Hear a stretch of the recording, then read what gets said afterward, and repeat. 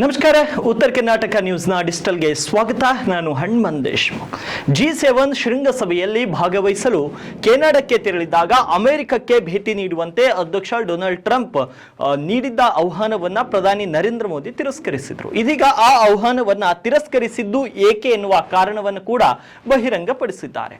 ಭುವನೇಶ್ವರದಲ್ಲಿ ನಡೆದ ಸಾರ್ವಜನಿಕ ಕಾರ್ಯಕ್ರಮವೊಂದರಲ್ಲಿ ಮಾತನಾಡಿದ ಪ್ರಧಾನಿ ನರೇಂದ್ರ ಮೋದಿ, ಅಮೆರಿಕ ಭೇಟಿ ಆಹ್ವಾನವನ್ನ ನಾವು ತಿರಸ್ಕರಿಸಲು ಏನು ಕಾರಣ ಎಂಬುದನ್ನು ಖುದ್ದಾಗಿ ಅವರೇ ಹೇಳಿದ್ದಾರೆ. ಈ ಬಗ್ಗೆ ಮಾತನಾಡಿದ ನರೇಂದ್ರ ಮೋದಿ ಅವರು ವಾಷಿಂಗ್ಟನ್ ನಲ್ಲಿ ನಡೆಯಲಿರುವ ಭೋಜನ ಕೂಟಕ್ಕೆ ಅಮೆರಿಕ ಅಧ್ಯಕ್ಷ ಡೊನಾಲ್ಡ್ ಟ್ರಂಪ್ ಅವರ ಆಹ್ವಾನವನ್ನ ತಿರಸ್ಕರಿಸಿ ಒಡಿಶಾಗೆ ಪ್ರಯಾಣಿಸಲು ಆಯ್ಕೆ ಮಾಡಿಕೊಂಡಿರುವುದಾಗಿ ಪ್ರಧಾನಿ ನರೇಂದ್ರ ಮೋದಿ ಶುಕ್ರವಾರ ಬಹಿರಂಗಪಡಿಸಿದ್ದಾರೆ. ಪ್ರಧಾನಿ ನರೇಂದ್ರ ಮೋದಿ ಮಾತನಾಡಿ, 2 ದಿನಗಳ ಹಿಂದೆ ನಾನು G7 ಶೃಂಗಸಭೆಗಾಗಿ ಕೆನಡಾದಲ್ಲಿ ಇದ್ದೆ.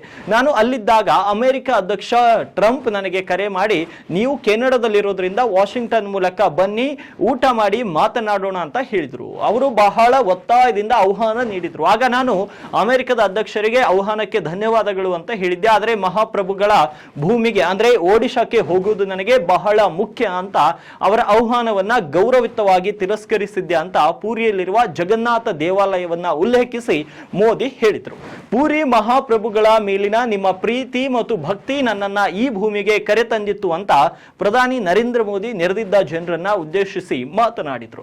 ಒಡಿಶಾದ ಭಾರತೀಯ ಜನತಾ ಪಕ್ಷದ ಸರ್ಕಾರದ ಮೊದಲ ವಾರ್ಷಿಕೋತ್ಸವದ ಪ್ರಯುಕ್ತ ನಡೆದ ಸಾರ್ವಜನಿಕ ಸಭೆಯನ್ನ ಉದ್ದೇಶಿಸಿ ಮಾತನಾಡಿದ ಮೋದಿ, ಕಾಂಗ್ರೆಸ್ ವಿರುದ್ಧ ತೀವ್ರ ದಾಳಿಯನ್ನ ನಡೆಸಿದ್ರು. ಬುಡಕಟ್ಟು ಸಮುದಾಯಗಳನ್ನ ಉದ್ದೇಶಪೂರ್ವಕವಾಗಿ ಹಿಂದುಳಿಯುವಂತೆ ಮಾಡುತ್ತಿದೆ ಮತ್ತು ರಾಜಕೀಯ ಲಾಭಕ್ಕಾಗಿ ಅವರ ಪ್ರದೇಶಗಳನ್ನ ಕೆಂಪು ಕಾರಿಡಾರ್ ಅಂತ ಬ್ರ್ಯಾಂಡ್ ಮಾಡುತ್ತಿದೆ ಅಂತ ಅವರು ಆರೋಪಿಸಿದರು. ಇನ್ನು ಪೂರಿ ಜಗನ್ನಾಥ ದೇವಾಲಯದ 4 ದ್ವಾರಗಳು ಮತ್ತು ಅದರ ರತ್ನ ಭಂಡಾರ ಅಂದ್ರೆ ಖಜಾನೆ ಮತ್ತೆ ತೆರೆಯಲ್ಪಡುವುದರಿಂದ ಬಿಜೆಪಿ ಜನರ ಬಹು ನಿರೀಕ್ಷಿತ ಬೇಡಿಕೆಗಳನ್ನ ಈಡೇರಿಸಿದೆ ಅಂತ ಅವರು ಹೇಳಿದರು. ಇನ್ನು ದಶಕಗಳ ಕಾಲ ಭಾರತವನ್ನ ಆಳಿದ ಪಕ್ಷವು ಬುಡಕಟ್ಟು ಸಮುದಾಯವನ್ನ ನಿರ್ಲಕ್ಷಿಸಿದೆ ಮತ್ತು ಅವರನ್ನ ಕೇವಲ ರಾಜಕೀಯ ಲಾಭಕ್ಕಾಗಿ ಬಳಸಿಕೊಂಡಿದೆ ಎಂದು ಮೋದಿ ಕಾಂಗ್ರೆಸ್ಗೆ ಪರೋಕ್ಷವಾಗಿ ಹೇಳಿದರು.